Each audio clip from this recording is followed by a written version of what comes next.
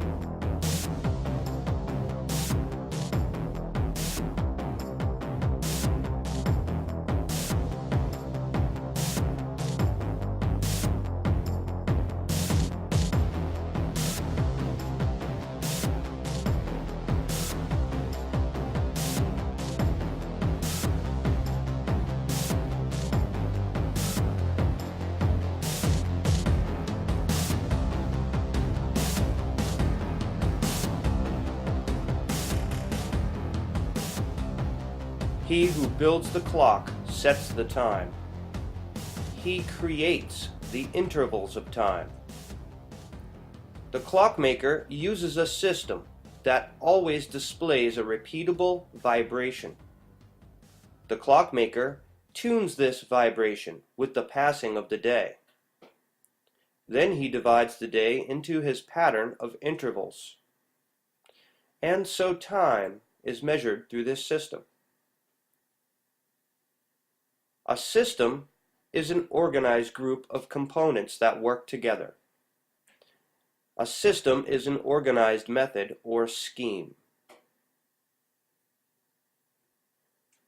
When you first see the clock, there is very little understanding of what was needed to create it.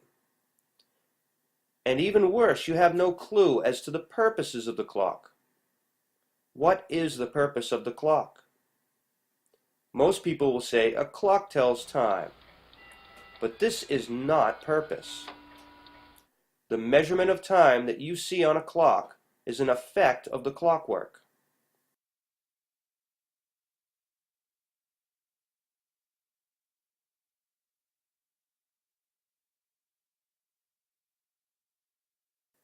The cause of the clock's operation is the system of clockwork inside it.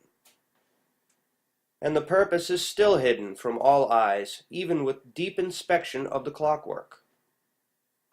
The Clockmaker regiments time. He rations out time like a commodity. And time has three states that result from the observation of the clock: the past, the present, and the future. The true purpose of the clock is to provide a structure to the day and prepare for the future. It allows people to gather and organize more efficiently. And it also helps guide travelers to their destinations, giving direction to the helms of their ships or the gallop of their horses. Productivity and efficiency result from the use of the clock. It's a tool, like a hammer and a chisel. It refines an effort of work into less demanding and more practical method.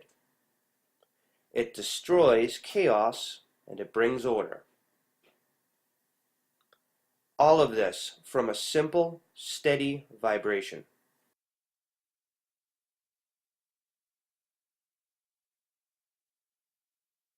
When you open up the clock, there can be a great level of complexity inside.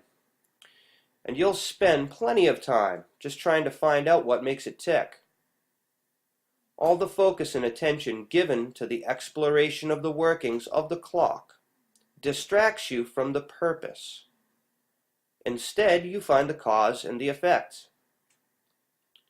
And you feel satisfied in your understanding of the clock.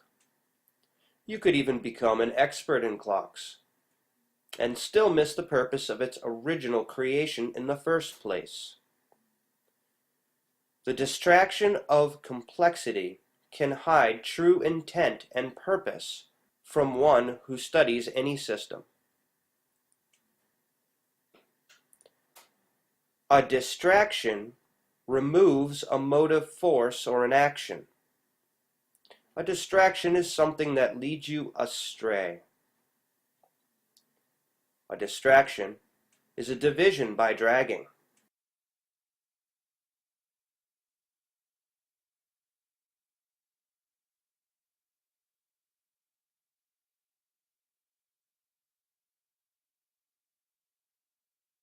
The clockmaker doesn't have to settle for building clocks.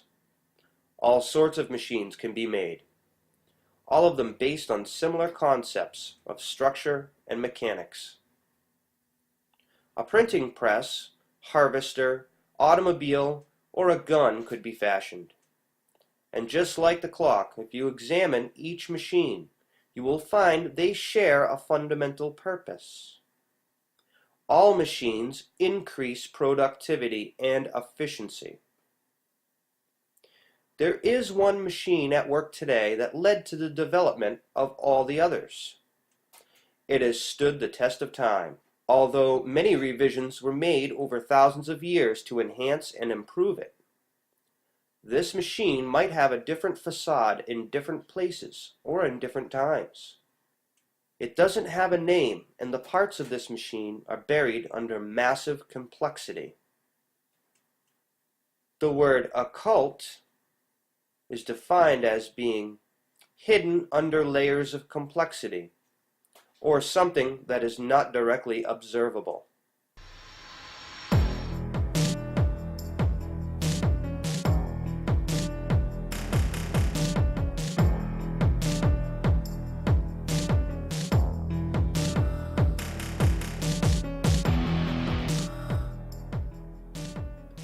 But the purpose of this machine is exactly the same as any other, and the intent of its builder or clockmaker is to leverage this tool of efficiency to bring order through mechanized, regimented systems.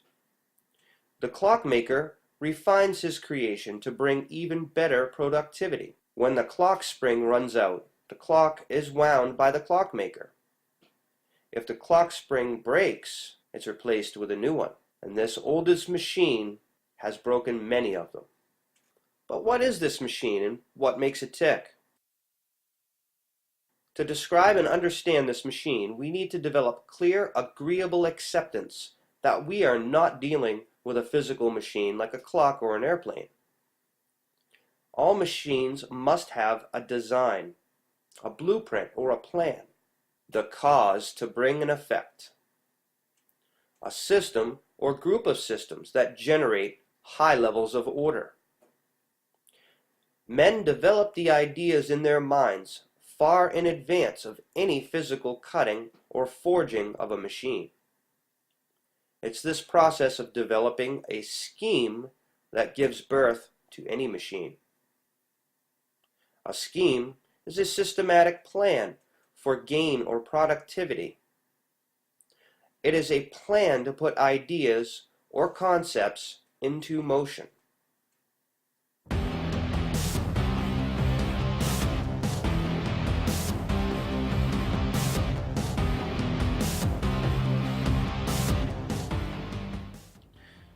What we are dealing with is an occult scheme.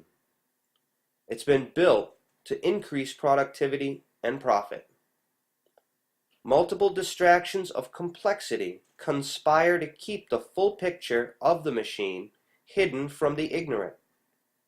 The Clockmaker built this machine with a complexity of such high degree that he is the only one who understands how to operate it.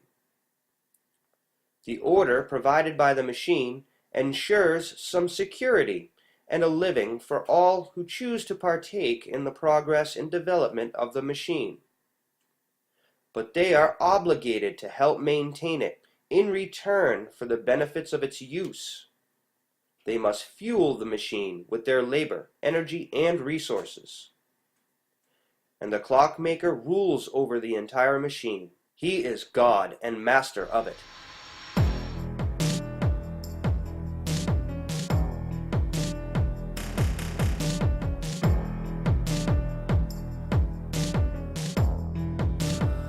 This film was made to illuminate your perception and to improve your critical thinking skills, to strike a fire in your mind and bring you down the rabbit holes that make up the world that you live within. It should help you to ask some questions and to think independently. The coffee is on the pot, and it's time to wake up.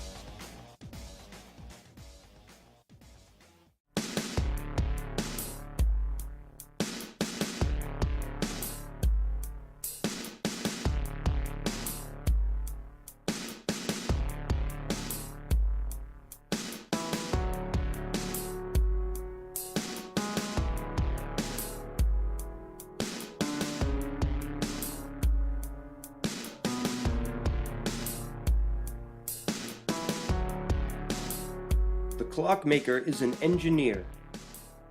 He created a social system that includes government, finance, commerce, military dominance, law, education, medicine, pretty much everything we interact with in modern first world nations is controlled and manipulated by refining the precision of the machine as it developed over the centuries.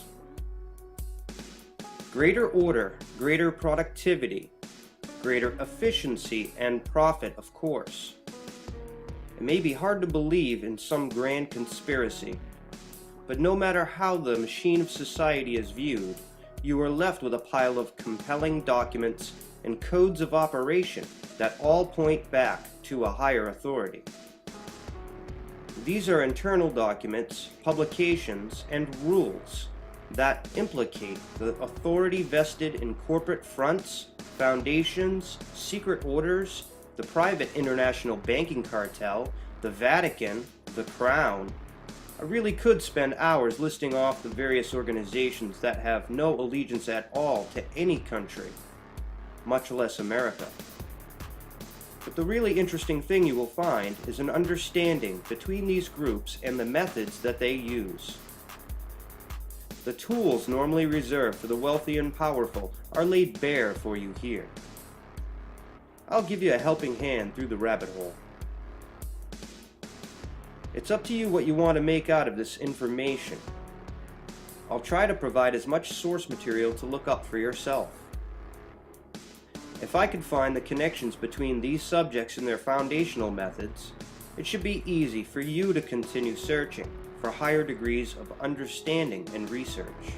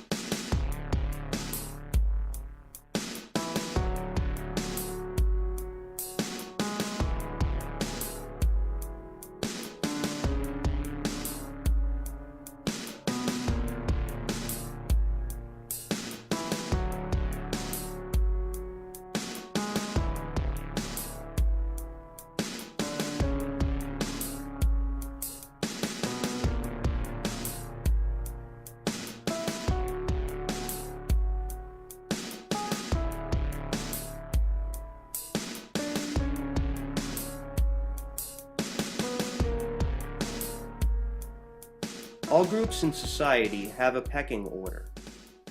Owners or leaders control managers or staff. These managers control lower orders of management with many more individual members. These people control agents, and these agents deal with the upper crust of the employees, which control the very lowest level of employees. If you find out who's at the top of this pyramid-shaped structure, you'll know whose rules and policies are being enforced or implemented at all lower levels. It's a simple nutshell approach to how organizations function, and it's a generic one at best, but I think it gets the point across.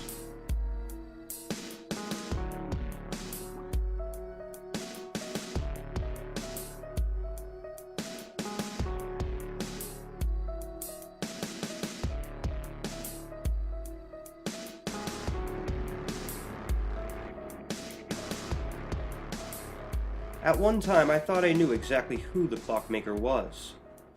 But today I'm convinced that it's not just one group or family at the top of the pyramid. I believe the information from our long ago past has been carried forward through different cultures and separately instituted within the past 2,000 years. The information has been well hidden due to its nature. The secret is not a cut and dry deal like Rhonda Byrne wants you to believe. I'm not saying the book has no value. It's a great concept. But the points she makes direct you to the effect, not the cause. And as I discussed earlier, the reason and purpose will still be hidden or occulted if you only have faith in an effect. This film is coming from someone who has done some homework. I have experience in many different fields, such as engineering or fabrication, construction, computers and networking, and some curiosity. And of course, my mind led me down this path of knowledge. Honestly, I think I just ran out of physical systems to study. That was when I started taking a look under the hood of society, and I was pretty impressed. I never thought I'd be interested in history, politics, finance, law, or commerce until a few years back. At that time, these subjects seemed boring and dull, but once you begin doing your own research, you find a massive fraud behind each one. They do not operate the way you think that they do. Hey, I was there at one point, just like you may be. Watching television news channels expecting the information to be correct and without prejudice. Learning math in public school believing it to be the best system possible. Electing a president that you think has your best interests in mind and will lead your country. I used to believe a lot of things like this. This machine is so vast, you can literally spend a whole life digging through it and pointing fingers all the way. and you'll assume yourself to be correct. I've simply decided to admit that I was wrong about everything before, and there is so much more that I don't know.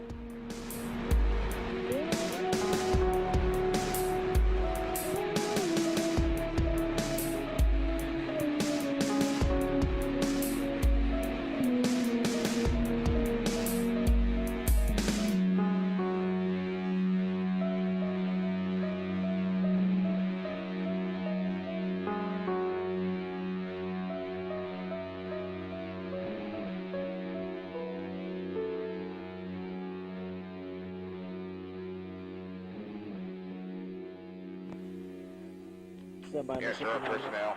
Clear to engage this also. Affirmative. Hey, ready. Good shot.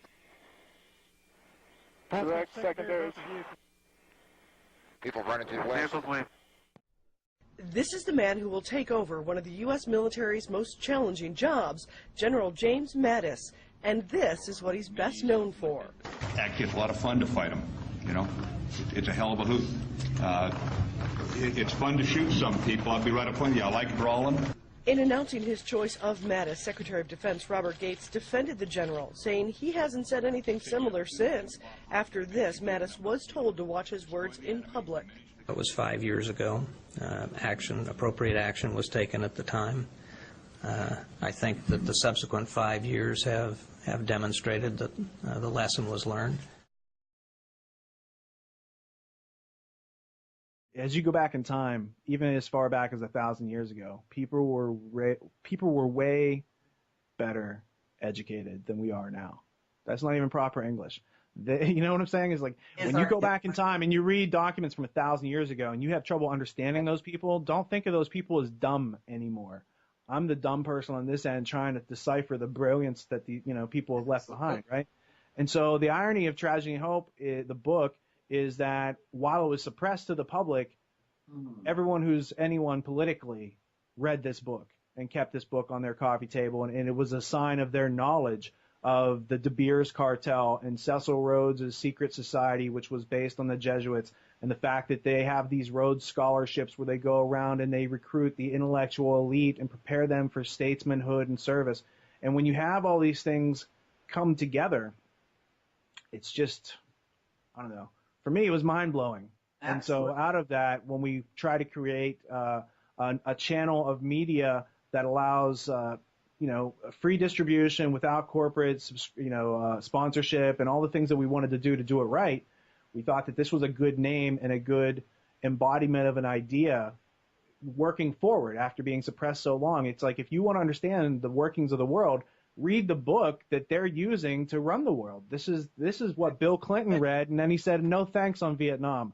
I understand that all wars are fought for profit, and I'm not going to go lose my life trying to win some medals and ribbons, because those are just incentives that these rich people use, these aristocrats use to get our sons and daughters and fathers and brothers into the war, right, in the first place. They used to pay them as mercenaries, but like now they just give out, name a street after you. It's like that book, War is the Racket, which we talked about, many times before. I mean, when did that guy write that book? 1935. That was Major General Smedley Darlington Butler, who was the highest decorated military officer of his time, and he had won the Congressional Medal of Honor twice.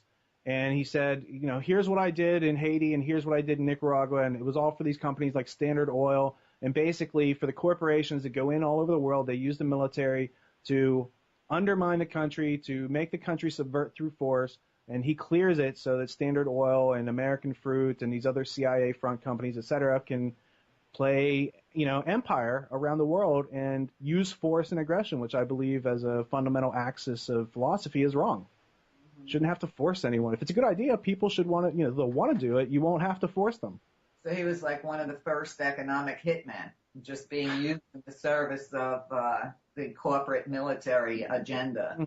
I don't know that he was one of the first, but he was the first that I know of who realized what he was being used as, who got out, who protested after they had they approached him, that some JP Morgan Wall Street bankers, one of whom was named Jerry Maguire, approached Smedley Darlington Butler in 1934, I think it was, and they wanted him to overthrow FDR. So they wanted him to lead a force of 500,000 men to overthrow the president of our country.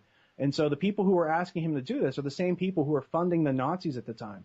And the same people who were funding the Nazis at the time had funded the Bolshevik Revolution. And the same people who funded the Bolshevik Revolution were currently funding FDR in his social welfare state, right? So you had, during that time, the same group of financial backers, as illustrated through Tragedy and Hope. They were funding universal socialism in Russia, national socialism in Germany, and welfare socialism in the United States. Now, Quigley, I don't think he refers directly to Anthony Sutton's work, but when you also read in like juxtaposition, you read Quigley's 3 books, and then you read 5 or 6 of Anthony Sutton's works. I think he wrote actually 10 books that are relevant to these subjects. But all the facts match, and what you find is that behind the presentation of the puppet government that we have in place, the actors that you see on TV every day, the real people in control are the financiers and the Wall Street attorneys. They're the same people who founded the CIA. When you look into the origins of who are the intelligence community and who's feeding you this information about Al-Qaeda, guess what? They're international bankers. They're not like, it's not what it appears to be. And once you start looking into the illusion, you can see backstage. You can understand that there's a theater being put on. And once you get up out of your seat in the audience and you walk up on that stage and you walk behind the curtain and you can see all the workings and the machinations of how they do these things. Like when you see that the CFR prints this magazine, Foreign Affairs, and that I have Foreign Affairs magazine from going back into the 40s and 50s. This is what they do. They print a plan. Like there's a 1996 issue where John Deutsch and who's the other guy who ran the 9/11 Commission? Zelikow, the guy with the glasses. Deutsch and Zelikow in 1996 are writing an article telling you why you should be scared of Osama bin Laden. Right? Those are the same people who participated. John Deutsch was involved with the insider trading, and Zelikow ends up being the 9/11 commissioner, like the executive director of it. So when you see that the small groups like Council on Foreign Relations, through their publications, can let their network of people know what's going on, then you can also subscribe to it, and you can analyze, and you can, I'm not saying predict the future, but they're publishing their ideas, and if you want to see what leads up to Egypt, start reading their magazine, because they're telling you ahead of time, here's the trend, here's what we're trying to do. And this was created by the Rhodes Roundtable. This is a function of Cecil Rhodes' last will and testament. Right. Then you have the often demonized, often accused of being nothing but lies and a fantasy, Protocols of Zion, which also clearly spells out what they're doing. You can't miss it. Well, I don't have any special privy information that no one else can get. But when you look at that situation, the official claim on the Protocols of the Elders of Zion is that it's a forgery. And if you look at the definition of forgery, it means it's not the original. There had to be an original to be a forgery.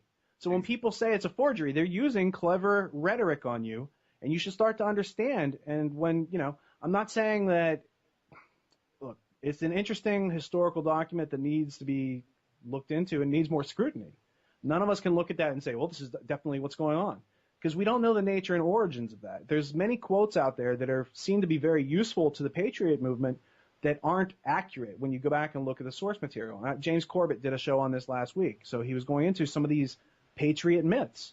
And I think it behooves all of us to start looking at these things, because if they're not factual and actual, then we can't actually use them to our advantage, because they're not. How does it benefit us? So once you start looking into this and you find the things that are actual and factual, then you can stand on those facts all day.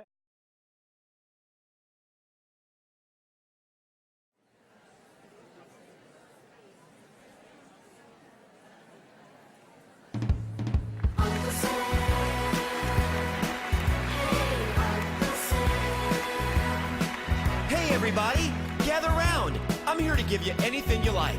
You want free college, energy, mortgages, whatever you like. You have come to the right place. Why? I'll tell you why. Who can take your money? Who can take your money? With a twinkle in their eye. A twinkle in their eye.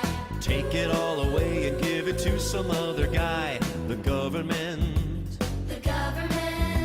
The government can. The government can. And who can tax the sunrise? Who can tax the sunrise? Who can tax the trees? Who can tax the trees? Let you run a business and